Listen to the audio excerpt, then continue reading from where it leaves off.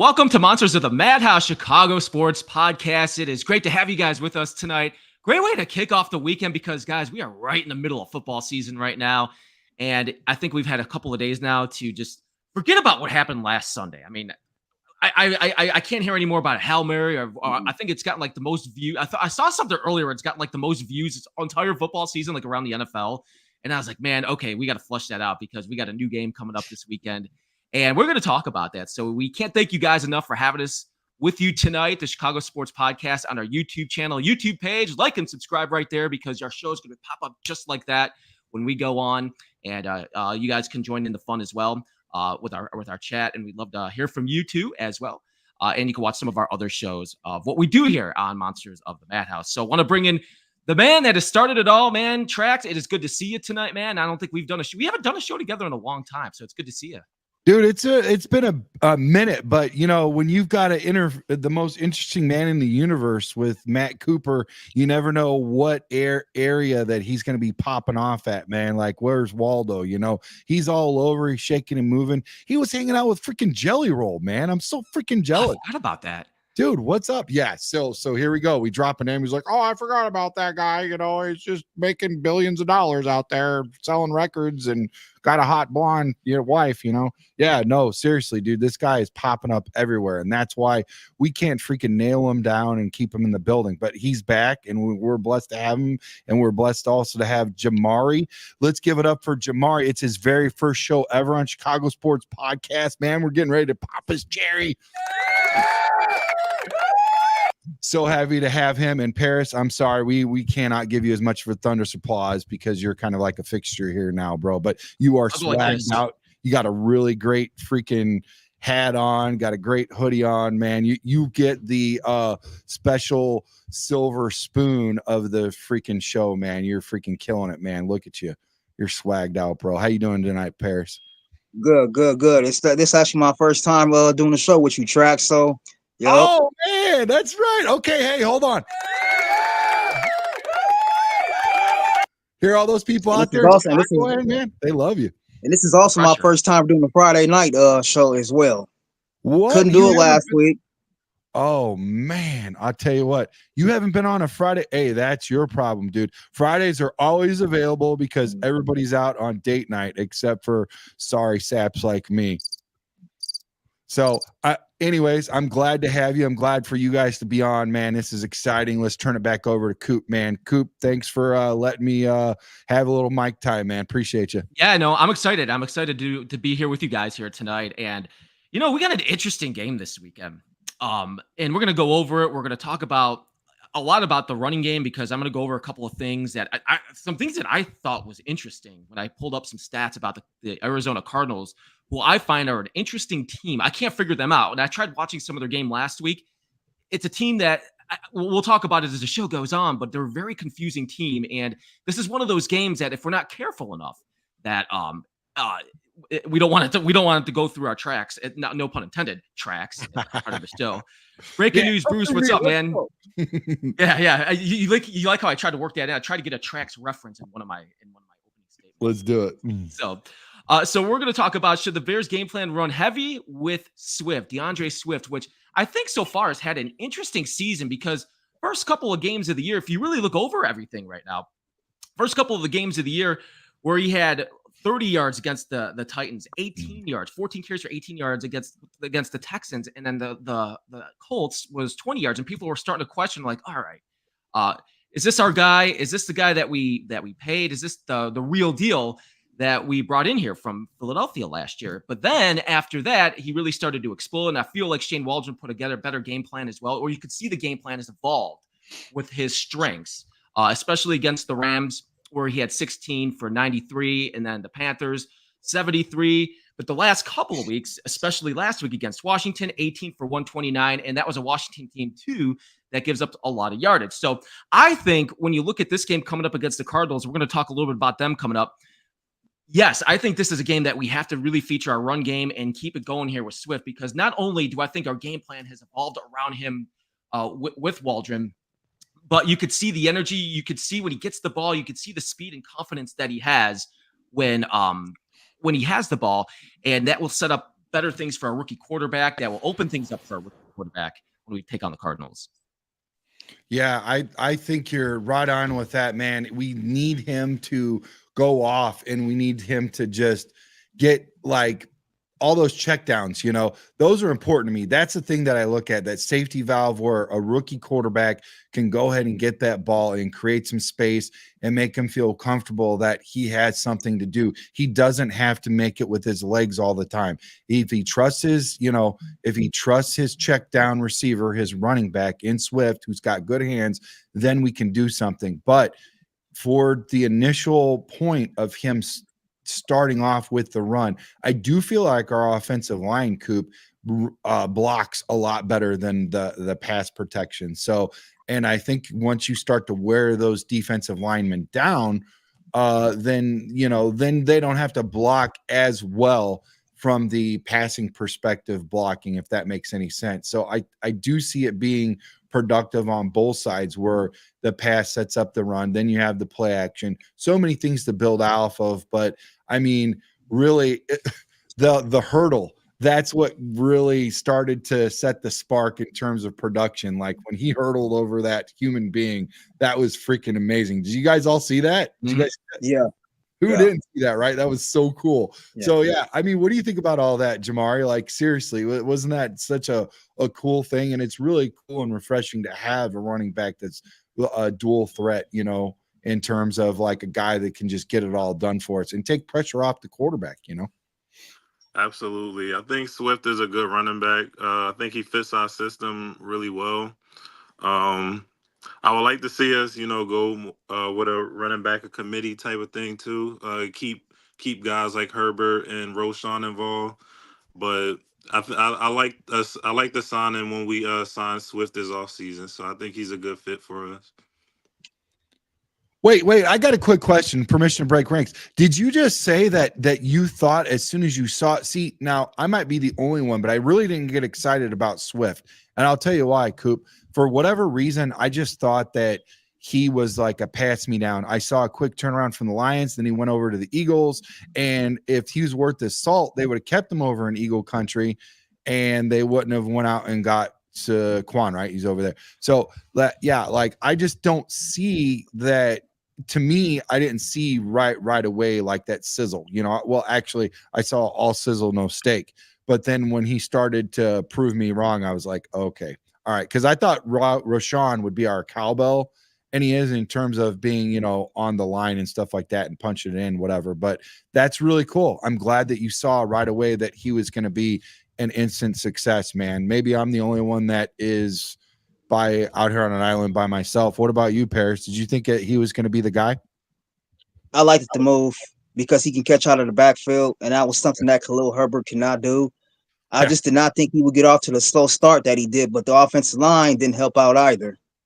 Right. You know what's interesting if you think about this, guys? And by the way, this segment is brought to you by Bridges Scoreboard, your Northwest Indiana, Chicago sports headquarters, Hall of Fame menu, and you can go watch the games here this weekend. Check it out at bridgesscoreboard.com. The thing that was coming out of Philadelphia, I remember reading this before we signed him.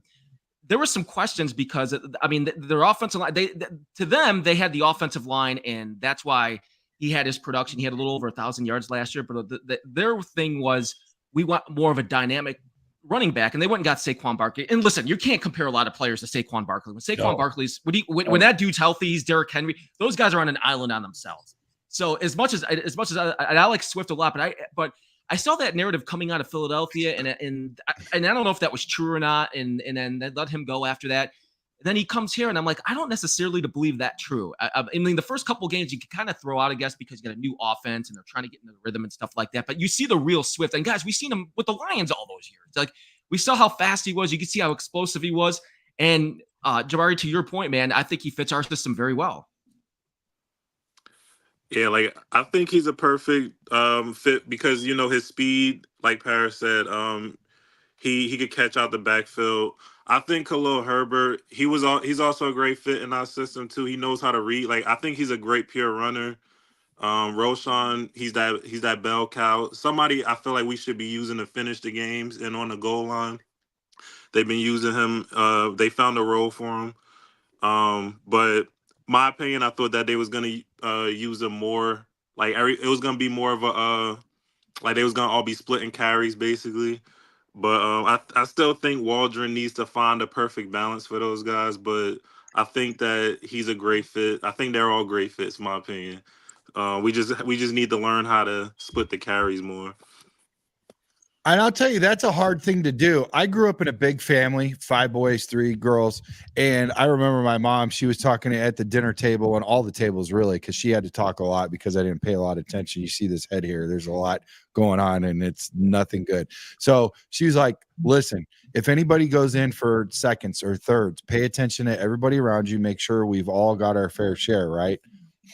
I didn't hear that. So I was always trying to, obviously take a look size of my head. I went after that spoon early and often, right? I was just pounding it on. Well, I look at Caleb in terms of my mom, like I've got all these mouths to feed, right? And everybody's got to eat. It's hard to do that. And in terms of like, you're looking at a rookie, you're looking at a rookie QB. You're looking at a rookie offensive coordinator for the Chicago Bears. Not that he's never done this before, but this is his first time with the team with a lot of moving parts. All the moving parts are not on the defensive side of the field. Everybody over there has been around. Repetitions leading to retention. They do a great job. That's why they're top 5 in the NFL. But you can tell that there's a lot of moving parts. There's a lot of new people on this side of the ball, including our offensive coordinator. And if it was the other way around, I'd be more concerned, but we got to get it together. Like you guys said, our offense has to get it together. They have to give our defense some breathing time so they can catch their breath and they can be fresh instead of playing like a shell of themselves out there, just being worn out. And, we take for granted a lot of times this punter's been bailing us out. Caleb needs to eat those words where he said, don't worry, buddy, you'll be on the bench and I'm going to eat and you're not. Something that, I'm paraphrasing it, but you know what I'm saying? Like he's basically just eating the crap out of that right now. You know what I'm saying, Coop? It's ridiculous, man. Like you could probably, if I was that punter, I would like print a shirt and wear it every day in front of him. It's crazy. Well, we see why we've drafted a punter in the 4th. Dude, not to get off topic or anything, man, but the dude's been impressive. Like, he really has been that good for us. I was pissed when it happened, but now I'm like, I love this guy. That's crazy. It's crazy how quick that happens. He looks like he's got a drone, like a drone is actually attached to that freaking football, and he can put it anywhere he wants, Paris. It's just crazy, dude. It's so crazy, man. I never thought I'd get excited about a punter. Back in the day, the Chargers, when Natron Means was over there and Stan Humphries and all them guys in the 95 Super Bowl where they didn't even show up and the Niners just stomped the mud hole on them like 49-25 or something like that, 95, 96, something like that. Freaking, there was a guy who picked, I think it was Carney or something, and they had a punter. Carney would legit like run guys down, and he was a rugby player, and he would just freaking knock guys on their faces, and that was like on their butts, and that was like awesome to see. But this guy right here, this punting is just unbelievable, man. It's just crazy. Coop, have you seen anything like this before? It's crazy if you watch a lot of the NFL, not just with our punter, but man, these punters, they're not like these tall, skinny guys anymore, man. They're built, dude. They're coming in there, man. They're booting the ball away, and they could throw me down within like 5 seconds, man. So, which isn't hard to do, but so it's crazy, man, that with the 4th round pick, but he's been so good so far. And you know what's interesting, guys, as we talk about this game, we're talking about DeAndre Swift. Thank you guys for watching, by the way, tonight too. Watch us and follow us on our YouTube channel, YouTube page, like and subscribe. You guys can watch the Brian Urlacher interview that was happening earlier this week, as via Trax were just talking about that. Trax got a chance to talk to him, and it's really good, so you guys can watch that. Thank you guys in the chat room here. The ghost of Judah Tribe, Caleb is trash. Well, hold on before we say Caleb is trash. We're not gonna say that just yet, man. You got to give us a couple more weeks. But guys, I want to give you guys our offense. Where our offense is at right now, and I want to get your guys' opinions, maybe of some of the good and some of the bad. When I give you some of these stats, and I'm interested to see what you guys think, and you guys in the chat room too. And this part is brought to you by TC's World of Wonders, your headquarters of your jerseys and memorabilia. TC'sWorldOfWonders.com. You can check them out. This was interesting. So as of 7 games right now for the Chicago Bears, we are 28th in the NFL, 183 passing yards a game. Okay. 19th. So our rushing game, this is why to what we were talking about with DeAndre Swift, and it seems like it's been getting better every week, around 118 yards a game, We're 19th, but overall, we're 27th, 302 total yards. We're 27th. So as we see the progress right now, and we see a lot of the progress each week with Caleb Williams in the offense, but we still see, like even last week in the game, for the first 3 quarters, it was so hard to get that offensive going, and just the start of games with our offensive going. So we're still down there. We still have a long way to go before, because we're talking about playoffs. We're talking about trying to be a playoff contender. But I don't know, guys. I just gave you those numbers right there. I think our offense is got to greatly improve, at least get into like overall out of 27. I'd say even a good step would be like 18th or 19th overall. Yeah, I mean, I agree with you wholeheartedly. I remember when we were playing that team down south in the Super Bowl, and it was rough. So when Bob Sanders wasn't out there, their team was straight booty. I mean, they went from like 16th for run defense to like 32nd back of the pack. As soon as he came in there, he was a spark plug, and it was just a whole different way of playing and whatever. So I mean, just Bob Sanders was just crazy, man. So but here's the thing, they had top rated offense, so 1-16 makes sense.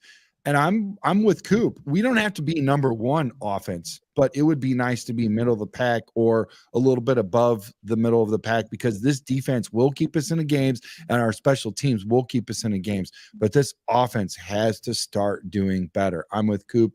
I support his statement. I'm behind it 100%. We've got to do better on the offense side of the ball. What do you think, Jamari? I agree. We need to learn how to sustain drives. Keep that perfect mix between running and passing, also incorporating play action. Situational football also has to get better. I can't stand when we're in short yard situation and we in shotgun and getting stuffed in a run. I think if they get under center more, because it makes the offense more unpredictable. So you could pass, you could play action, you can run. I think that we have to learn how to use our formations better. Yeah. If we can do that, it makes the offense a lot better. It makes us a lot more unpredictable, and Sure. I think it helps us sustain drives. Yeah, I agree with you for sure, man. What do you say about that, Paris? You think the offense needs to get better, like Coop was saying, and try probably middle of the pack, not really per se be top 5 or something with this defense, but you think that complementary, if the offense plays better, that like Coop was saying, that we can definitely play a lot better and stay in games and win? Yes, it's gonna have to start with that offensive line up front. As long as that offensive line cannot protect up front, this offense ain't gonna go anywhere. Yeah. Another thing, we need to get Rome Meduze more involved, because I noticed, I was watching all 22 film, he gets open a whole lot. And I don't know why Caleb isn't throwing him. I don't know if he doesn't see him or they just not connecting, because he gets open. Yeah, that's something to look at. That's interesting to look at, Coop. I mean, I don't know if that's that side of the field where it's not his first read. I do know he goes through his progressions. I do know he looks at his reads. So I think that might be, the off OC where he needs to kind of sprinkle him in and get him, put more focus on it, get those guys more involved. I agree with you. I think he's got great separation. I'd seen a stat the other day where he's top of the league as far as terms of rookies drafted and whatnot. Like, he creates space and definitely does a really good job. There was one where he just broke some ankles, man, and he shedded like 2 defensive backs and just went out to the out route towards the sideline, and that's where he caught that ball. We really got to do a better job of getting him that ball, but I am with you 100%. The slow starts got to stop too. The what? The slow starts on offense, that has to stop too. Like, the minute they get out there, they need to just go down right away and just score. Yeah, exactly. Coop's got a couple great points where we can get that going, and I think it definitely starts with running the football and being committed to that. And the thing about Shane, though, man, he's a pass happy guy, so he's really got to work on that for sure, because in Bears country, even with a good quarterback, and I think this potentially might be the best quarterback that we've ever been graced with at Soldier Field, I really think that we still have to run heavy, man. And it's complimentary because the defense is going to do what they do. And if we have that run game, and like you said, play action, Jamari, and all that good stuff. It all gets started with, and it seems like they block a lot better. It seems like our offensive line is blocking a lot better in run. And that's kind of silly because as a former offensive lineman, left tackle, for me, it's a lot easier to pass block than it is run block. Like you really have to exert a lot more energy. As far as like bending and stuff, if you have a back problem or something like that, then you wouldn't really want to pass block, because you got to anchor down and you get a lot of like tug and pull type stuff. But as far as like run, you have to do a lot of more of lateral movement and pushing and moving upfield and stuff. So for me, pass blocking was always easier than run blocking. It's different for everybody, though. I can't say that's an exact fit for everybody, but it is interesting for me, at least, that the harder, the more difficult task at hand is what we're best at, which is cool. I think that's good. So have you ever played center? Because that seems like it's a lot tougher to play too. Center seems hard because you have to snap the ball the right way. Then you got to get up and just block your guy right away. So that sounds like a tough position to play too. With some big dudes. And you have to make the calls. You have to make the calls. You're the field general. You're the general that sets everything off. You have to know every play all the time. You have to orchestrate, look to your left guard, look to your right guard, make sure that your guards communicate what you're communicating from quarterback. You have to make sure that you look at the hot reads, make sure you look at the mics where the blitz is coming in, wherever, and you have to orchestrate that and talk to your linemen and make adjustments. And all the while, you still have this clock in your head that you have to hike that freaking ball, but you can only hike it when the quarterback's ready for it. And when you are already at a disadvantage, because when you hike the ball, now your head's down. Now it's got to come up really quick, and those guys are already firing at you. Could be 1, 2, 3 guys all in your face, and you could be knocked on your butt like our freaking Coleman Shelton was on that one game. I mean, like, seriously, everybody was like beating him up about it, but I could definitely see where I would be knocked on my butt a lot being a center. It, like Paris just said, to his point, it is not an easy position, man. It sounds like a hard position to play. It's very hard. It's very difficult. To me, it's the hardest position outside of left tackle, protecting, or right tackle. If you got a left-handed quarterback, then be right tackle. Yeah. Most of them are right-handed quarterbacks should be left tackle. Those, to me, are the two most difficult positions, center and then left tackle, or whoever it is protecting the blind side of the quarterback. So, yeah, I agree with you wholeheartedly, and we've got to get better there. And it's difficult because, as Matt alluded and talked to earlier in the podcast, we have a lot of banged up positions and a lot of patchwork in the offensive line, and that is hard to game plan and work around. But another thing Matt was talking about was that offense or that defensive line. This might be a good matchup to where we can build our confidence back up and feel a little bit better about ourselves, because in terms of that defensive line, it is straight bootylicious, man. They are not getting any pressure at all on anybody. They are getting a guy back in terms of this rookie that they drafted. Can't think of his name, but Darius Robinson. Darius Robinson. Thank you, man. That's a smart guy. The better, I wouldn't go that far. better looking guy. And he always bails me out. And you guys do in the chat too, which is going off. Thank you guys so much for being in the chat. Please hit that like and subscribe button. You all know what to do. Leave a good review.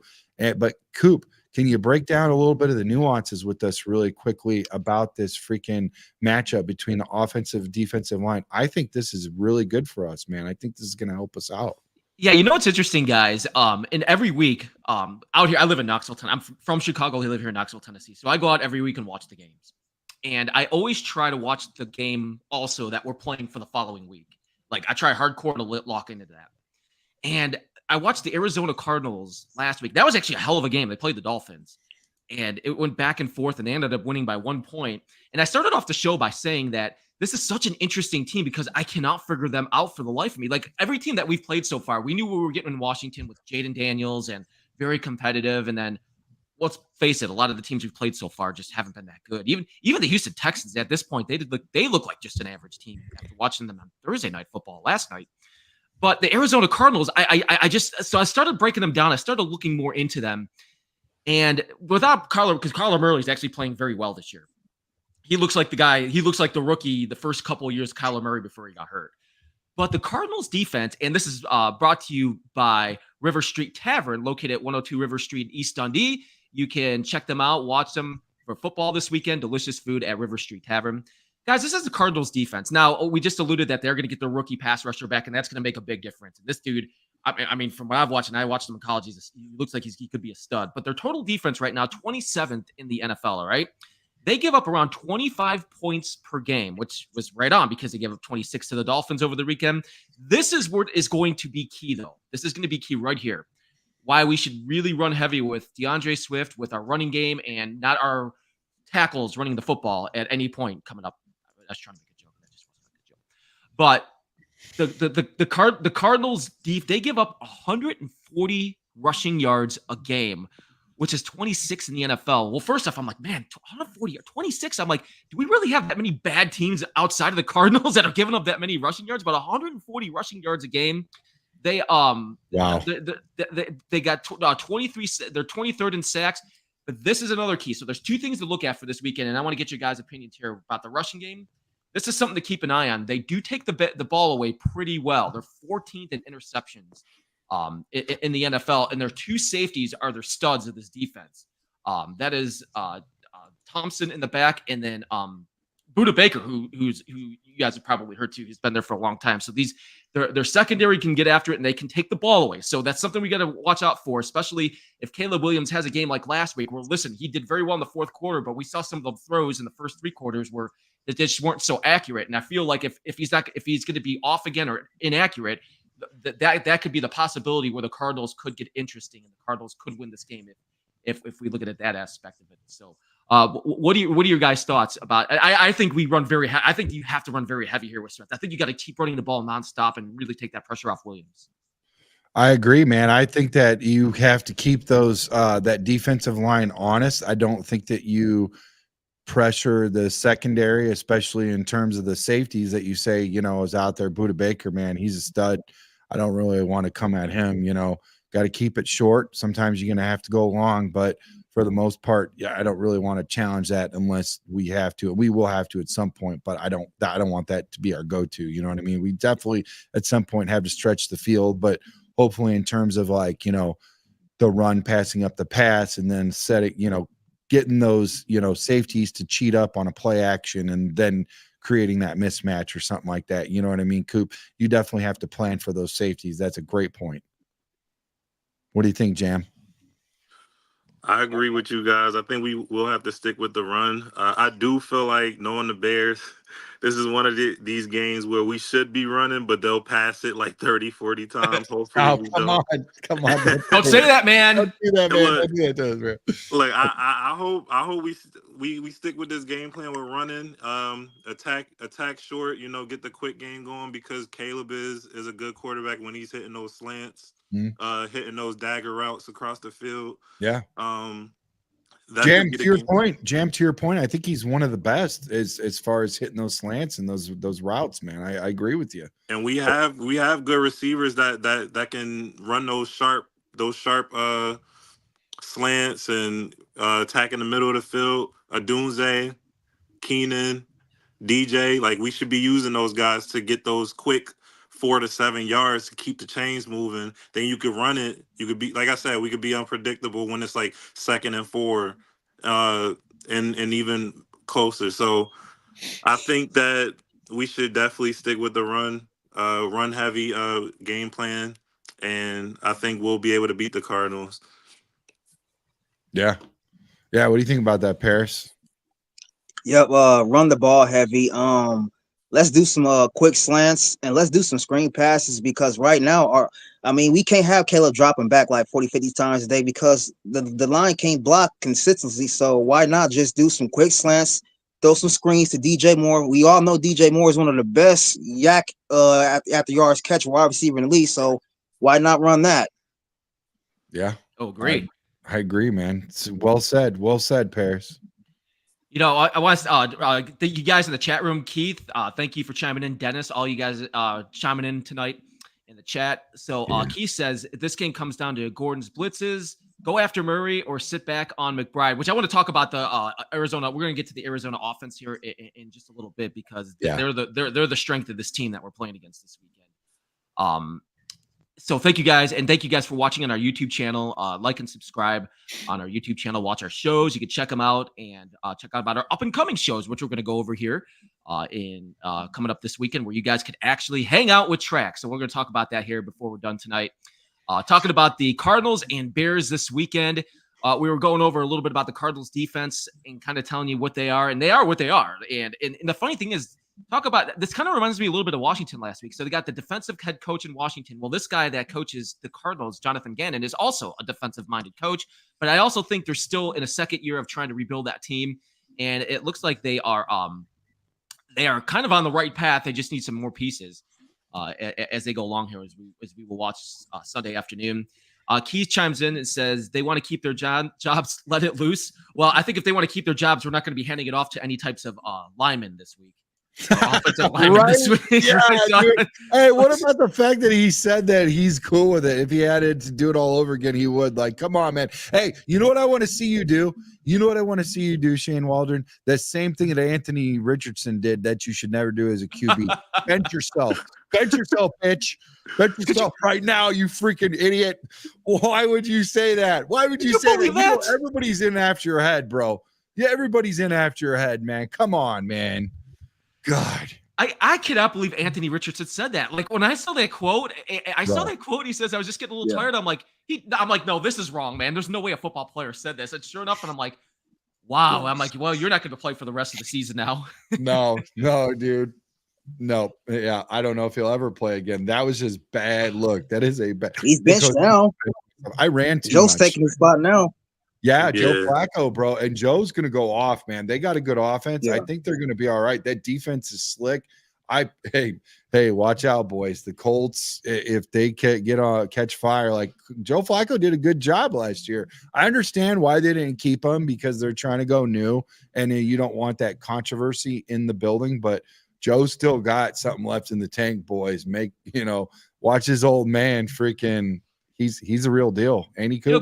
And if you look at our losses too this year, like that loss to the Cardinals actually doesn't look that bad, because not the Cardinals, the Colts. That if you look at that loss now, like they were very competitive in that game. Like they didn't look great, but they were still competitive, and I didn't think they were awful when we played against them. No. So I don't think they're a terrible team. I feel like they're like a lot of the NFL right now, which you could talk about a lot. There's so much bad in the NFL and a lot of just average. And we're kind of getting that here. But you talk about the Cardinals and you talk about the Colts and a lot of these other teams, man, there's just so much average and bad out there. So that's why, as a Bears fan, guys, as we're talking about this game on Sunday, like this is a winnable game. And like we have to go win this game, because look at that schedule. Look at our schedule after this week. Yeah. You see what that looks like? After the Patriots. And listen, the Patriots are a competitive team. They're not good, but they'll compete with you. And that should be a win. Like these guys, like after that, then it's all of our division games. So like there's no excuses here. We got to find a way to go out this Sunday and win on the road, which in Arizona. Listen, I went there with my girlfriend to watch the Steelers play the Cardinals. It was 80% Steelers fans. To see this game, it's going to be 60-70% Bears fans. It's going to feel almost like a home game, don't you think? Yeah, I think so too, man, for sure. Oh man, getting me fired up, because I like, if we go out and lose this game and go 4-4, man, I am going to be pissed. Like we're going to be coming in here talking in next week, like how did that happen? And like losing to another average team, and then maybe we start thinking, that's what we start thinking, like, well, maybe our Bears team is just average. And then really when you start looking at the stats, and I'm like, well, our offense could be better, but we see a lot of good, but boy, we can be a whole lot better. And I think, guys, this segment too brought to you by Serendipity Ice Cream Parlor. You guys can check them out in Griffith, Indiana, Serendipity Ice Cream. Offensive line. Now, Jamari, I know you kind of brought it up a little bit when we were talking about our line and the injuries. So I think, and I would like to hear you guys' thoughts too. I think Braxton Jones this year has been good. The games that he's played, I like the way he's played this year. I like his toughness. The games that I've watched him play, is he one of the best tackles in the league? No, but I don't think he's one of the worst, and I think he's been one of the better offensive linemen on our team. So I think this loss, I saw that tweet from Dan Wiederer earlier today saying that he is out. I think the loss of him at tackle, where they're going to have to start shifting around a little bit, I think that could be very key to this game, as we were just talking about that stud rookie coming back for the Cardinals. And I'm a little concerned about Tevin Jenkins. Now, Tevin Jenkins, I know, is listed as questionable, and he was limited today, according to Dan Wiederer's tweet. But boy, you guys all saw him come off the field that day. Like, he came off twice, and he had a hard time walking. I'm like, I just don't know how healthy he's going to be going into this game. So I'm a little concerned about this offensive line, even though I just gave you the stats of the Cardinals. I'm still concerned when you have your tackle going out like that and you got Jenkins as hurt as he is and you start mismatching players around. That could be a very long Sunday. Yeah, it really could. And I'll tell you what, though, with Jenkins there, as long as he's there and he's somewhat healthy, I think he plays through, some hurts and even possibly some injuries too, because it's contract season. It's make or break for him. As long as he's there next to Larry Borum, I think it could work out. Now, in terms of the backup to him, I think it would be Matt Pryor because he's got some reps over there with the Colts. He's played that before. So that's a decent backup left tackle in terms of, if you are going to need that, which you would, even when a guy's not really banged up, just to get a breather, have a guy come in a little bit, whatever. So, I mean, but I do feel better with Tevin being on that side, on the, the weak side of the ball to protect Caleb's blind side and all that kind of stuff. So as long as Tevin's there and, he's in the building and he's covering that side, let, Braxton get healthy, let him get back because we definitely need him. And I think that's where I'm at with all of that. Coop, hope that answers your question. What about you, Jamari?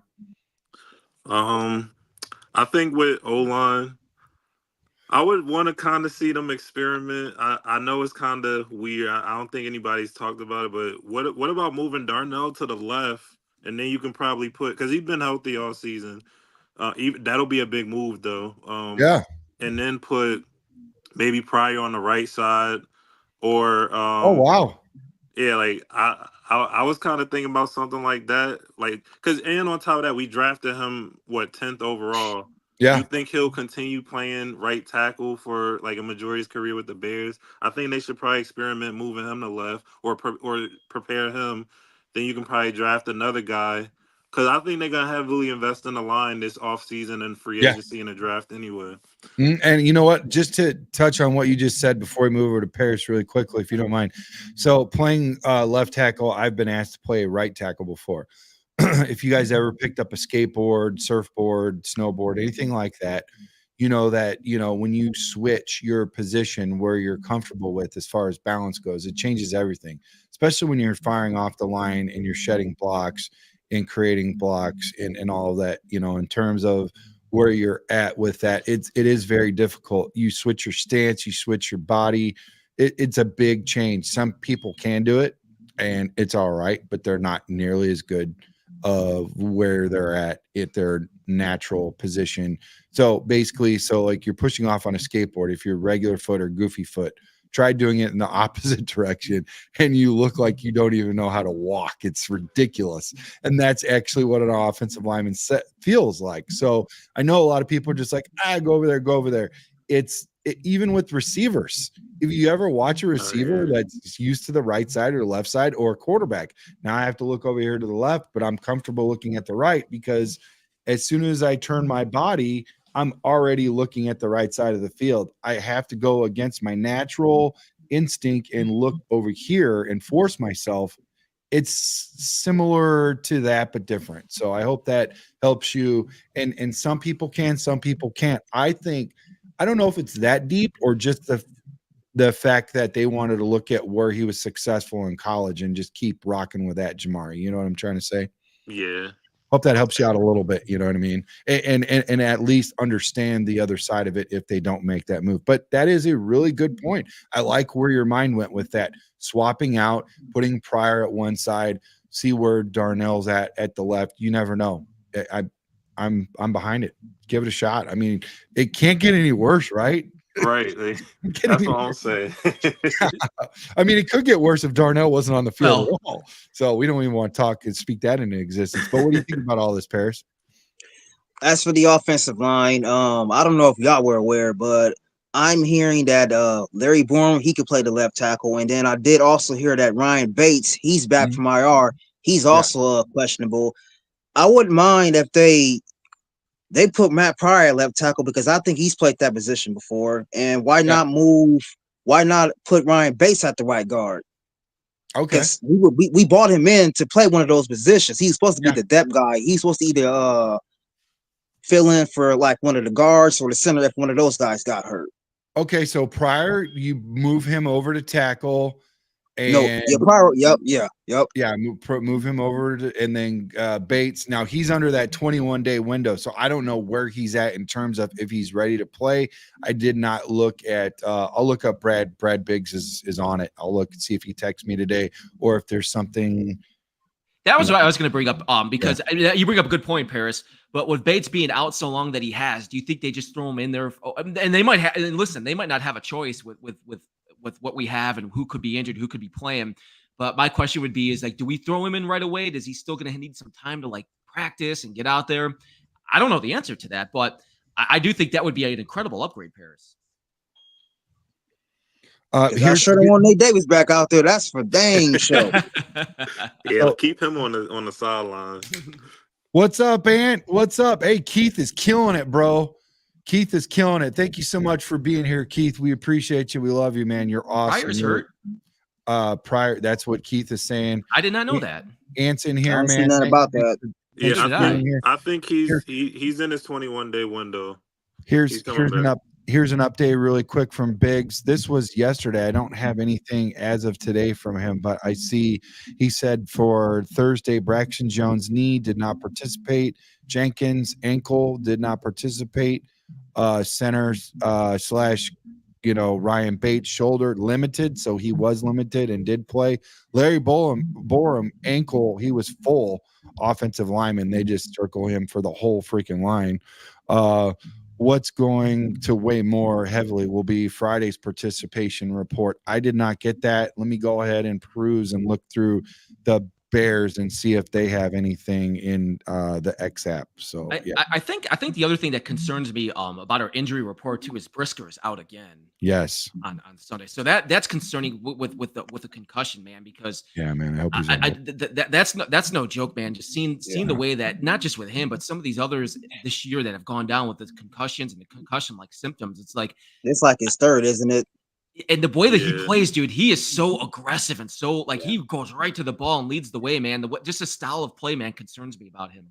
So here's the update 5 hours ago from Chicago Bears website. Braxton Jones, Karan Armagaji, and I nailed it. I nailed the landing. I said his name right for once in the history of ever. I think if not, just drink responsibly and have some El Bandito.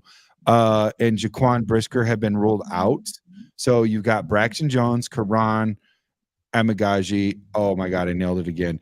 And Jaquan Brisker have been rolled out. Those three guys, while Montez Sweat and 4 others have been listed as questionable. So I do not hear that Pryor is out. I just hear 3 guys are out, and it wasn't Pryor. So moving forward, somebody's wrong in the chat. And I don't see anything else about the off. Oh, okay. Here's Friday injury report. Let me send that. I will blow it up. I will send it to you guys. So just cover for me, Cooper. I'm going in. Yeah.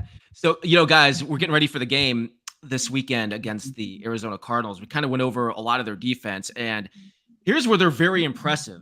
The Cardinals, where I was impressed when I was watching them. As this is brought to you by Budget Jet Cars. You can check them out at Budget 219-874-5180. Kyler Murray's having a hell of a year. And our defense, I think this is going to be a good challenge for our defense this week. And our defense has been awesome, man. Our defense, the way they've played this year, and they barely giving up 20 points a game.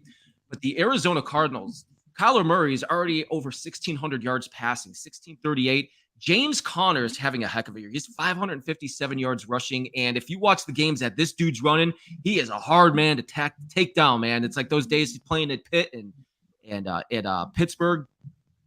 He's reliving some of those days again.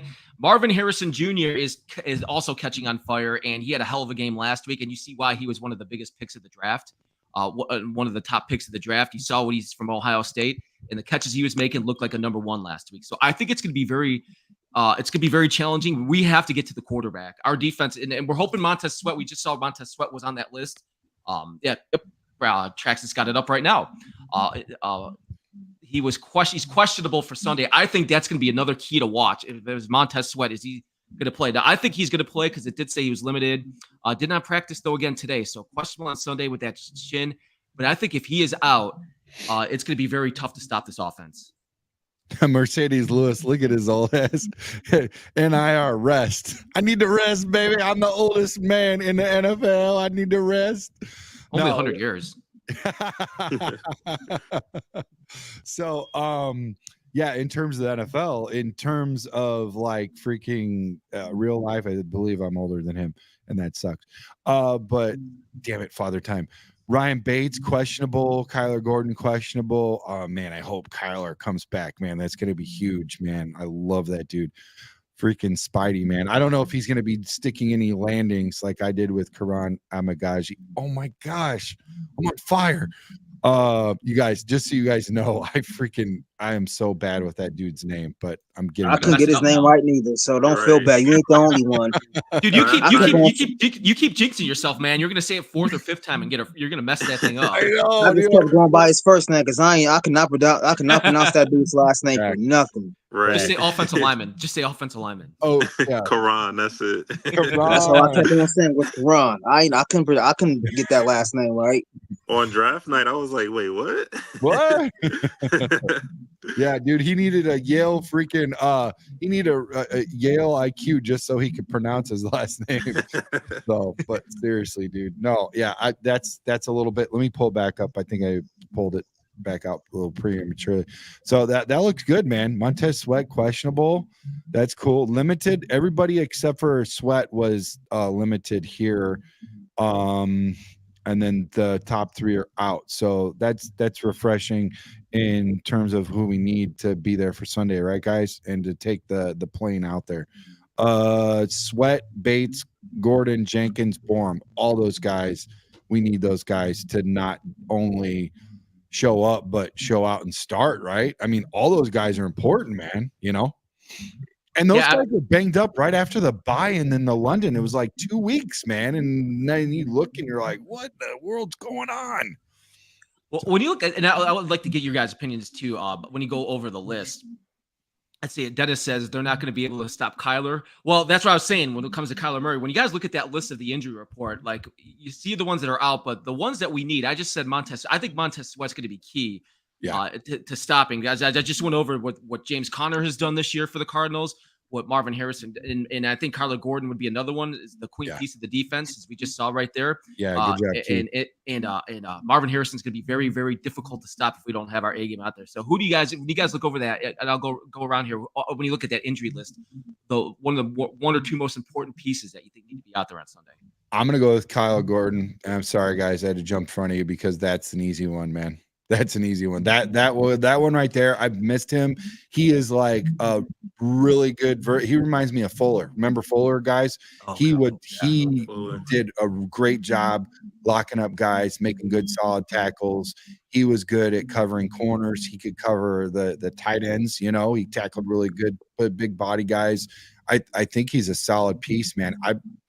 If he ever played safety, like I would seriously legit put him back there. Although I did think Jonathan in a pinch would be good because he's got that starting, repetitions in the team up north. I thought that they would turn to him first because I really didn't think that anybody else would be ready. And I still think that, and I would like to see that because he did have a really good game in Tennessee where he was there on the ball right away. He just has really good instincts, and I think that that might be a good look, but those coaches know more than I do, but yeah, back to that. Kyler Gordon for sure is my guy. What about you, Jamari? I think I also agree, Kyler. I also want to say Brisker too, because he's been an enforcer this year. His hits be changing the game. That hit against Tennessee, where I think it was Jalen, he went low, and then Brisker came up high and hit him. That was a crazy hit. And then the hit against Carolina that put him out. I think that he's one of those guys we'll miss this week. Oh, dude, yeah. I mean, honestly, I don't even know why I overlooked that. I mean, he's totally right, Coop and Paris. Like, honest to God, that is the number one guy. And I think right now, I'm just hoping the guy is like legit okay. Like, I'm really concerned. I'm worried because that guy, I almost felt like he was going to take the trip to London or something just because he's so like strong. You know what I mean? He's one of those guys, but I really think he's taking a look at this concussion and taking it serious as far as the protocol and making sure he's right. And guys, just in terms of like concussions and stuff, look at it like over there with the quarterback in Miami. What's that? Tua Tagovailoa. Yeah, so I'm not even going to try that one. Like, I think Quran is a lot easier to know. Go ahead, say it. No, go ahead, say it. No, dude. You got your moment, dude. You can have it. I'm not even going to try to attempt that at all, guys. Saying Tua. Tua, there you go. Tua, man. Nail the landing twice. No, dude, seriously, like that guy, like legit, everybody was terrified and worried about that guy after 3 concussions. That's where Brisker's at, guys. That's where Brisker's at. And guess what? There's a difference between Tua and Brisker. Brisker's position is to tackle and create impact. Tua will get it, but he's not looking to get it every time. That's the difference. And that is something to really be concerned about, not just about him donning a Bears uniform and being a starter, but his life, matters. And I hope he's all right. And Paris, what about you? What do you think this weekend? What is one of the most important players that we cannot afford to miss? Montez Sweat has to be one of them. Good. Yeah. We're gonna need I would say Montez Sweat, and I would say Javon Dexter up that middle. We're gonna need to get pressure up that middle on Kyler, and we're gonna need to keep him in that pocket and do not let him get out of that pocket and run, because we couldn't stop Jaden last week with his legs, and you don't want to do that same thing with Kyler, because he can also beat you with his legs as well. He just as dangerous with his legs as Jaden Daniels is. And I think that's what was so impressive. That's when I was watching the game last week. And to your point, Paris, that's what I was so impressed about when I was watching. I'm like, man, this is the Kyler Murray of this first or second year in the league, because once he gets out of the pocket, that dude is so quick. Yeah. And he can move his legs, and he's so strong. That's another thing about him, too, is he's very strong. Yep. He's on the move, and he's hard to take down, and he's got one heck of an arm, and he's a pretty damn accurate quarterback. So he was, like I said, the biggest thing I took away is that guy was the most impressive player to me. That one, I'm like, I see why. Because don't forget, guys, if you think about it, the Cardinals had a chance, because they were terrible last year, and they were up there in the draft. They had a chance to go get a quarterback, and they shot that down right away. Like, nope, we got Kyler Murray coming back, and I even thought to myself, and I'm like, you're gonna pass up on a quarterback for a guy that's been hurt? And I'm like, I don't know. And then you see him now, and I'm like, okay, well, they know a lot more than I do, because he looks incredible. So, It's going to be fun to watch this weekend. It's going to be a good challenge for the Bears, and it's going to be an away game that we need to win, because our away record right now is very bad. Under Matt Eberflus, man, 3 away wins. So, like, if you go out to Arizona this week and lose another one, think about that. 3 games in his tenure that he's won for away. And I had to look at that stat again, guys, because I just that is not possible. But then I thought about it, and I'm like, well, the first year we lost all those games. Then last year, you think about the games that we lost, and then you go into this year, and I'm like, okay, maybe there is something to that. So go get a win on the road this weekend, where there's going to be a ton of Bears fans. Yeah, exactly. And you know what? This is a good precursor and a layup for the Patriots game, because if we win, we feel like we're more in than out. If we lose this game and we go to the Patriots and we win, it just really doesn't feel as zesty as it would if, we've won these 2 in a row. Like, we have to win these 2 in a row, because now we're looking at 6-3 versus, 5-4. I think I just did the math. How did I do the math right and get Quran's last name all right in the same night? It's just crazy, man. At least we know you can add. I need to go to bed right now. I can add right now. I just can't. Go on a high note tonight, man. Yeah, right. Hey guys, thank you guys for watching Monsters of the Madhouse Chicago Sports Podcast and our YouTube channel, YouTube page. Like and subscribe. We got a little bit of time left here as we look around our division. Brought to you by our friends Set 'em Up Lanes and Avenue 912. As the NFC North guys, we got some interesting games. As much as we're going to be paying attention to the Bears game, but the 1:00 game between the Lions and Packers, I am very interested to see how this one goes down. The Lions just look incredible. Their offense is on fire right now. Matthew Stafford looks like an MVP candidate. And I feel like they're going to go out and make a move. The trade deadline, by the way, too, guys, is on Monday. I think it's Monday night into Tuesday. It's one of the 2 days where the trade dedeadline is. Wow. And that snuck up on me. I'm glad you brought that up. Because I think the Lions are going to be looking for a pass rusher. So I think they're going to have that. Thank you, Keith. We appreciate your support, man. Yeah. He's awesome.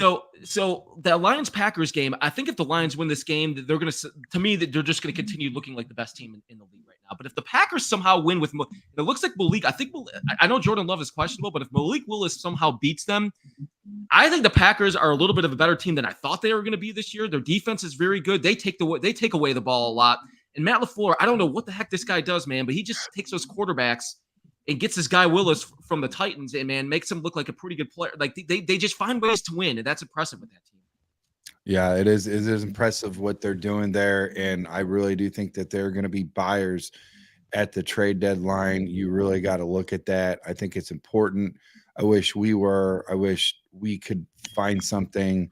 I do know we have a lot of draft capital. I think we have a little bit of money. I haven't looked at Sports Track in a little bit. If somebody in the chat could look at Sports Track and see where we're at in terms of money and all that, if we could make it work, that would be great. But I don't know what we're holding out for. I trust polls can make it happen. So, but I'm just like, I really think that we really need some protection. And not everybody is as fortunate as the Vikings in getting a guy like Cam Robinson at left tackle, but that would have been a nice piece to get for sure. And, every once in a while that happens to other guys. I hope it happens to us. So what do you think, Jamari? I agree. I think John, 12 million. Sorry, man. Sorry. I just want to give a shout out to John. He quickly found out that we have 12 million left, which is good. That's good number. We could do something with that. Yeah. Sorry, Jamari. No, it's all good. So I think, we should be definitely out there looking for some protection also on the D-line also, because we struggle with mobile quarterbacks. Like even earlier in the season, we had problems stopping Richardson. So I think they might need to get at least somebody on the opposite end of Montez. I think Booker's still a little too young, a little too raw. I think he's been getting better, but he's still a little raw. But yeah, I think we should definitely be out there looking for offensive line and defensive line. I do think that Poles and Cunningham, they're definitely trying to use those draft picks to build through the draft. But I think every now and then you can use those picks to try to get some help on the roster, immediate help. Yeah. Yeah, for sure, man. That's great. What about you, Paris? What do you think, man? What do we need to do? You need to go after somebody on the offensive line. I don't care if it's center, left tackle, or guard. I mean, it can be a depth piece. It can be a legit starter. We need some depth on this offensive line really bad, because guys on this offensive line is just going down constantly. I see Bill Murray, he's out for the season. Jenkins, he's hurt again. And Braxton, he's out. So, and it won't surprise me if we lose more guys on this offensive line. I'm piggyback right off what Jamari said. D-line wouldn't be bad neither, because our interior, they be getting beat up that middle a lot. That interior D-line is still kind of suspect to me.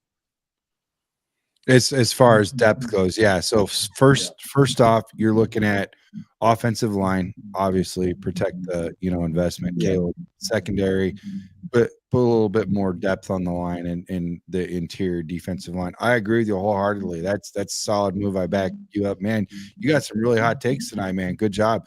And I agree with you, man. You know what?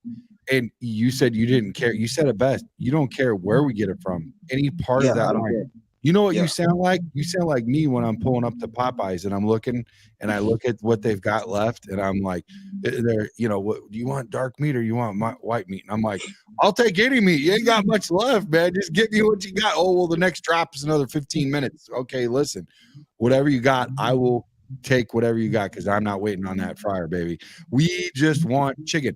And right now we just need an offensive line, man. You know what I mean? Like, we'll take anything right now, So Trax, does that mean you're not getting a healthy salad then from Popeyes? Is that what I don't think that's what we're shopping for, bro. We want to have some fun. So anyways, I have been eating a lot of salads, but seriously, man. Man, gosh, man. Here's the deal. I love Poles. I love Ian Cunningham. I love what they've done, but it just make sense. Ian Cunningham And I said this before a couple times. You guys have heard me on the pod, and it's obviously it resonates because I was offensive lineman, right? And I always look at that from the line first. I look everywhere else. Here's the problem. Ian Cunningham and Ryan Poles both played at a high level in the NFL as offensive linemen. Why in the hell do we not have the best offensive line in the NFL? Make it make sense, man. If I was a GM, they'd be like, are you sure that we need a 17th offensive lineman tracks? I mean, shouldn't we go out and get some receivers? You know what I mean? Like, I would be that dude, man. Like, I don't know, man. I just, as much as I, gosh, man, I freaking almost got popped. Did you guys see that? That was crazy. I thought you were going over, man. Call yourself. As much as I love Roma Dunze, and you guys just said earlier that we need to get him more open. I think that was at Paris. Yeah, Paris brought that up. Yeah, we need to make him open, and we need to go to him more often, right? Whatever, because he creates separation like nobody's business. As much as I love that dude, now looking back in this freaking melee of injuries and all this kind of stuff, even before that, I think we needed an offensive lineman first round overall in the draft next to Caleb. That would have been a solid get. You know what I'm saying? But people were ripping on the Chargers. Remember when they took Joe Alt? What was that? The 5th pick. They're like, "Wow, you're not taking a wide," because they traded the receivers and they traded and Jim Harbaugh is like, "No, I build from the beginning up." And I know Joe got hurt. Yeah. But his start already, he looked like a pretty bona fide player. And I'm like, okay, I see where you're coming from, man. Yeah, he's so good. Yeah, man. he looked great when he started off the season. And is he back yet, or is he out? I haven't checked. I know he went out for a couple of. I'll have to go back and check. But the time that I saw him play, man, he looked really good. Sean Lugo, love in the chat, man. Thanks for showing up, man. What does Sean got to say here? Let's see what he's got to say. He says the Bears have ruled out Jaquan Brisker. He must be showing up late. We already went over that, Sean, but appreciate you for all those that are tuning in. Listen to what Sean's got to say. The Bears have ruled out Jaquan Brisker, Braxton Jones, Karan. I'm not even going to try it for Sunday. Montez Sweat, Ryan Bates, Kyler Gordon, Tevin Jenkins, and Larry Borum are questionable. Yeah. So, and then Debbie says our D is banged up. Wow. The D, they play hard, tough boys. Agree the O-line needs to be stronger. Please make sure you like and subscribe and hit that notification bell. And guys, thank you guys for watching. And how about some predictions? My favorite part right here is the prediction part. When I was been thinking about this, I've been thinking about it the last couple of days, who I think is going to win. I gave you guys a stat of Matt Eberflus on the road and the record of the Bears on the road where they have 3 wins. So it was very difficult. Hey, Coop, real quick, before we do that, let's get this brought to you by this prediction. It is brought to you by Taste of Hope. American Cancer Society is putting on Taste of Hope, and I'm going to give you some details really quick. This is important, and this doesn't matter. This matters. This is close to home for me. For the Taste of Hope, tickets can be purchased at www.chicagotasteofhope.org. And Taste of Hope brings award-winning chefs and Chicago foodies together to celebrate the American Cancer Society's progress in the fight against cancer. Taste of Hope will feature 35 of Chicagoland's best restaurants, including wineries and cocktail stations. Now in its 11th year, the event is hosted annually by the American Cancer Society's Taste of Hope Executive Leadership Committee and has raised over $4,300,000 to support American Cancer Society's mission and goal of eliminating cancer as a major health problem, preventing 3.8 million cancer deaths since 1991.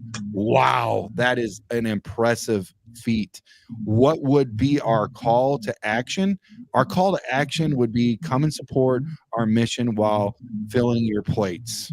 Buy tickets again at chicagotasteofhope.com. I will see you there. I will be there as a special guest, and I'm very excited about our partnership with the American Cancer Society. Screening is important, and screening matters. We always feel like if there's a good-looking guy like Jamari or Paris out here or Matt Coop, that, if they look good on the outside, they're good on the inside, right? No, that's not how screening works. Go out there, get yourself checked out, man. And it's important that we do some pre-screening to make sure before we don't feel good, and even if we look good, to get it checked out. So I will be there. Hopefully you guys can be there and make a difference, man, and support us and support our partnership with American Cancer Society. Thank you. Agree, Trax. Predictions for the game this weekend. I thought about this for a couple of days, and listen, I just gave you the road record for the Bears and Matt Eberflus. It's difficult. I think the Bears do win this week after all the turmoil from last week and all the stuff that went down. And I think they're a better team. If you look and put the rosters up next to each team, the Bears and the Cardinals, I mean, the Bears got way more impact players than the Cardinals do. I do think there's a couple players on the Cardinals that are very, very good and can impact this game, like their quarterback. But I think the Bears are going to score some points. I think they're going to get, I say 27-14 Bears win this game Sunday. The total's 44.5, so you would be on the under for that, right? Is my math? And again, I think it is. So go bet the under. Yeah, that would be under. Yes. If you're listening to Coop. I'm going to wait on mine. I'm going to see what you guys say and then maybe piggyback off that. I'm not quite sure yet. What do you got, Jamari? I think the Bears find themselves. Hopefully, if they stick with the run, I think they'll have a good game. I'll say 28 to 21 Bears. Okay, 20-21 Bears. Okay, so he's going with the over on that one. Man, I'm doing good. All right, Paris.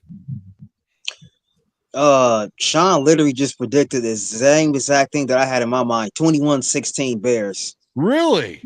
Yeah. Wow, that's cool, man. Maybe you should be on Sean's show one time too, man. It's double duty like Coop does, and freaking Darius is all over the place. He's world planet. But yeah, dude, 21-16. That's interesting. How the heck do we get 16? Is that two 2-point conversions and 2 touchdowns? Is that what we're looking at? I'm looking somewhere around. I'm looking at maybe at some touchdowns, a couple of rushing touchdowns by Swift, maybe one by Roschon Johnson. Yeah. Okay.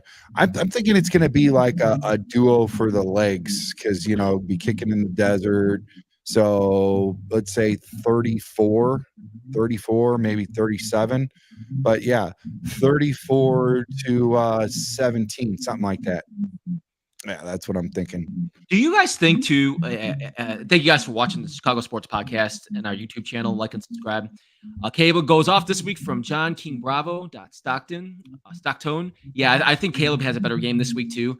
Do you think the game with the Hail Mary? It's such an interesting way. It was just such an interesting way to lose. You know what's crazy, guys? I down here in Knoxville, I went out and watched the game, and it just so happened to be all Commanders fans. I was all around Commanders fans. Wow. And that was like their meetup. Like they literally got together, and I just didn't know that they were meet up there. And then the place went crazy, and they're all getting hammered, and like it sucked. Like I walked out of there, and I'm like, this effing sucks, man. Like I and then you think about that for a couple of days. Like how the fuck did that happen? And I'm like, I was like, I can't believe that. Do you think there's like, and then you see the stuff coming out after this week, and do you think any of that stuff holds over going into a game? I don't think it does. I think they clean slate, and I think these players know that, and I think a lot of these players are like, we got to get rid of this all this media and all this attention that is on us this week, and we just go in there and play our football, coaching or not. We're good players. We have a good team. We're together. We go in there and do our thing. We should win this game. I think that some people are going to sleep on us and look at us as underdogs in that we can't punch them in the mouth. So sometimes when that happens, you can surprise people. Other people are just going to play it straight up, but I'm hoping that we play the underdog rules, and we love underdog, and that's why we have underdog fantasy, and you can bet up to 5 times and triple your wins, and it's a lot of fun. You can bet in as little as $10 to get on the board, and it's a whole lot of fun. I mean, literally with $10, you could win a ton of money. You can get over $1K, and so if you're putting down $10, what's that? It's just a little fun to look at some guys and go the higher low. So Caleb going to go higher and get more fantasy points than Kyler, or what? Is he going to get 221 yards passing? Is he going to go higher or low? It's that simple. It's that easy. It's a lot of fun. I check it out. Enter the promo code CSP Chicago Sports Podcast at CSP, and they're going to match your first $1,000. At second $1,000, they're going to match up to 50% of that. So yeah, so check that out. It's a lot of fun. We do stuff. Darius and I will be going over that Sunday morning at the butt crack of dawn. We're going to be going over that. We're going to be going over some bets and stuff and what everything looks like, and getting your fantasy football team together and squared away those adjustments. And like my older brother always says, hey, Trax, make sure that you start your bench and bench your starters, because that's how freaking terrible I am with this stuff. So don't meet me on the parking lot when I give you bad advice. Okay, guys, what do you think, Jamari? I think the Bears will be able to move on from it. Yeah. I think in the past, maybe like when this team was like when we had like some players that was on the team that was drafted when they was younger, and we was going through that however many games that we lost in a row, like 14. I think they learned from those types of experiences and going through that type of adversity. I think we have dogs on the team that can put that Hail Mary away and be able to move forward and ball out this week. Yeah, I agree with you for sure. What do you think, Paris? Yeah, I think those guys has moved on from that loss. Losing that way is it sucked losing that way. I mean, I'd rather have gotten blown out than to come down to a last minute Hail Mary, especially when it was a very lucky play because our defensive back decided to be a bonehead and tipped the ball in the air. Then before that, he was talking trash to the fans on the sideline. So yeah, I think they regrouped this week and they bounced back and they put that behind them. I do too. And it's good. You know what else? I'm glad it's I'm glad it's second week in a row too, guys. It's not an early game. I'm glad it's an afternoon game too. So like you don't have to like rush. I like the early games, but at some point too, like especially when it's still nice outside, I like that you still have your early day and it can focus on something like I want to watch this Lions Packers game before the game on Sunday. So I kind of like these late afternoon starts too, so you can have a little bit more time. I think that Packers Lions game that's a 3:30 one, isn't it? Oh, you know what? You're right. That got. It's America's game of the week. It's America's game of the week. That's right. Yes, I stand corrected on that. But you're right on that, Paris. But you guys, for Sunday tracks, you're going to be out and about. For Chicago Sports Podcast, sponsors of the Madhouse, you've got a watch. There it is. You got a watch party going on. We were talking about Bridges Scoreboard earlier, and I told you I always say when we come on here and talk about them how much I like their wings, but they have some great food there and the watch party with all the games, and you're going to be there too. Yeah, man, I'm going to be up there with former quarterback Jim Miller, who's on Sirius XM 88, and he is with Pat Kershaw, is like the largest viewing and following on Sirius for NFL. So he's going to be up there. He's going to be calling the entire game. It's going to be lit, man. It's crazy. And then Big Cat Williams, man, he has freaking paved more roads than the Illinois Department of Transportation. This guy is a force to be reckoned with, a monster of a man. Great freaking dude. The best deal in free agency we've ever got, going from defensive line to offensive line. So he's going to tell us about his story. He's going to be up there signing autographs. Jim Miller also too. We're going to be tag team, and it's going to be great, man. It's going to be a lot of fun. Signing autograph, pictures, all that stuff. Great food, great fun. So yeah, check us out, Chicago Sports Podcast. We're going to be up there doing the interview and the full game with these guys. 121 North Griffith Boulevard, Griffith, Indiana. Call 219-924-2206. I think the reservation tables are over, so it's first come, first serve. That's where they're at this point. That again is Sunday, November 3rd, and we're going to be starting up at 2 p.m. man, Central Time. So they're going to be giving away a 55-inch TV. We're also going to be giving away signed pictures, autographed pictures, and whatnot for trivia that we do. I'll be picking out stuff in the game, so be paying attention to the game and make sure you get your head in the game, so you can get an answer and win some stuff. Again, autographs and pictures, as well as some 50-50, a bunch of good stuff. So come on up to Bridges Scoreboard and hang out with us and have a good time. Dana will be up there too, and so will Jim and Paul, man. Good time. Ed Coops went up there before, man. It was a good time. It was good meeting him and breaking bread and some good food, man. Yeah, I love that place. That's a cool place. And tracks too. They have all the games. So like when you get there, even before the game, while you guys are having the shows going on, you guys all the games will be on too, right? Don't they have all the other games on? Yeah, man, they got 27 TVs. So they got a back room, they got a front room. It's just like all kinds of things you can just take in. It's crazy. So much entertainment, so much fun. It's everywhere. So yeah, come check us out, man. And then the following week, we've got Wendell Davis up there. And then the following week, we've got Donnell Wolford, top Chicago Bear 100. He's cracked the 100 list. And then pretty soon we will have Jerry Azuma, who will actually he'll be up there at Bridges Scoreboard with Jim Miller. Everybody will be up there with Jim Miller and me this year, so it's going to be a lot of fun.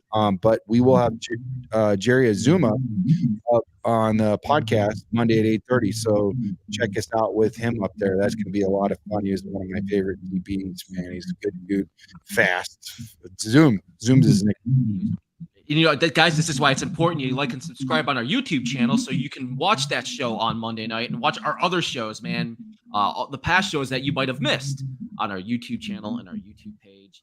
And you'll get that notification right away. And then, go see Trax, man, because it's going to be a good time. You'll have a good place to watch the game. And you can get selfies with Trax. You can go up to him. He likes when you give him a big hug and you wrap your arms around him and you take photos with him, man. He's just all about that. Just make sure you do that when you get there. I don't know if I jinxed us because this is what happened, boys. There is a guy. I have a picture. I should upload it. Yeah, let's do that. It's going to be fun. So let me circle back to the story, but I might have jinxed us. So give me a couple minutes. I'm going to load this picture up. Yeah. So guys, make sure you like and subscribe. As we get ready for this weekend. Jabari Paris, what are you guys watching? What are you guys doing for the game on Sunday? I normally just watch the games at home. Prepare a meal normally on Saturday nights and just watch the games on Sunday. That's normally what I do. Either I watch it on Red Zone. I'm in New Jersey, so if I do watch the full games, it's either like online, like I could find a stream online or something like that. That's normally how I spend my Sundays watching the games. How about you, Paris? I actually work on Sundays, but I do got a little piece in my ear so I can hear what's going on. try to like sneak away from everybody while while you're working, but you still kind of get away a little bit, right? So they don't see like awesome. Kind of go like this a little bit. Yeah. You know what's funny? And I have not got caught yet. I've been doing this. I've been doing this for the last 8 years since I've been in my job. I ain't been caught yet. Ooh, then you know what? Then maybe we cut this part of the show out so none of your coworkers or anything sees that where you're going like this and walking away, so you don't get caught. Right, yeah. You know what's funny, Jabari? I live here in Knoxville, Tennessee too. So like for us, we go out. I'll go out somewhere and watch it because even when it's hard sometimes to find that stream to even put it on in my place, so I'll find a place with a lot of other football fans. And it's been great so far until last week when I just walked into a place that was all Commanders fans. And I was like, man, first off, I'm like, where did you guys all come from? I've never been to a bar before with all Commanders fans. And but they're excited just like we are with our quarterback, dude. They're the same way with their quarterback, dude. So speaking of excitement, man, this was crazy. So crazy. We had just scored, right? We were finally on top. We got a minute left. We're like, it's over. We got this. Our defense hasn't gave up a touchdown the whole game. It's done. The crowd is roaring. We got over 200. I go over to this gentleman right here in the black shirt on the bottom right. See him? Yeah, I see him. I picked him up. This whole team right here that's right by my podcast table, they're all retired, band members, And this guy, bottom right, I pick him up like Patrick Swayze did Baby in Dirty Dancing. I'm like, I'm going to pick you up. He goes, okay, go after it. I'm like, I'm going to pick you up. He goes, okay, let's do this. I'm like, I'm going to pick you up. Don't shoot me. He goes, okay, don't drop me. I pick him up, man. I got him up in the rafters and I'm just shaking. I'm like, he's excited. I'm excited. And then quickly that passed. It just all fell apart, man. So I feel like I might be partially responsible for this. So I will not be doing that this game. So you guys don't have to worry about that. Okay? I'm not gonna. I'm for one not gonna wish you that. It was a lot of fun though, man. It was a lot. Have a couple of drinks instead. I did. I think that's why I picked the guy up. Oh yeah, the drinks helped that out, right? Yeah. Well, guys, this has been awesome tonight. Jamari, welcome into the family. Paris, welcome in. It's been great to do a show with you too, Paris, man. It's great to see you guys. Trax, it's always good to see you too, man. It's been so much fun. Yeah. Yep. You guys have a good night. And thanks for everybody for sharing Friday night with us. You could be anywhere else, but thanks for hanging out and spending some time with us. Make sure you like and subscribe and leave a good review. You all know what to do. You guys have a good time. Chi-Town up, Bear down. Bear down, guys. Go Bears. Let's get this win on Sunday, boys. Let's get this win, man. Let's get it. You guys hang out.